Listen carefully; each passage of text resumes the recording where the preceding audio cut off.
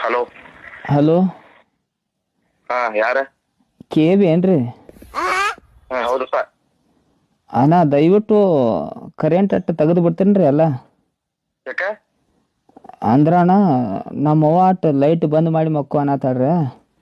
ಹಾ ಆ ಲೈಟ್ ಬಂದ್ ಮಾಡೋ ಬಟನ್ ಒಂದ್ ಸ್ವಲ್ಪ ದೂರ ಅದಾವ್ರಿ, ಅದಕ್ಕಾಗಿ ನೀವ ತೆಗೆದು ಬಿಡ್ರಲ್ಲ ಕರೆಂಟ್.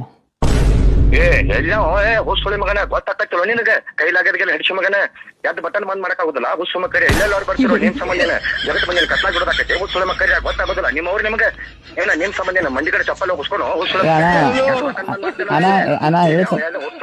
ಅಣ್ಣ ಅಣ್ಣ ಅಣ್ಣ ಸಾರಿ ಅಣ್ಣ ಸಾರಿ ಸಾರಿ ಸರ್.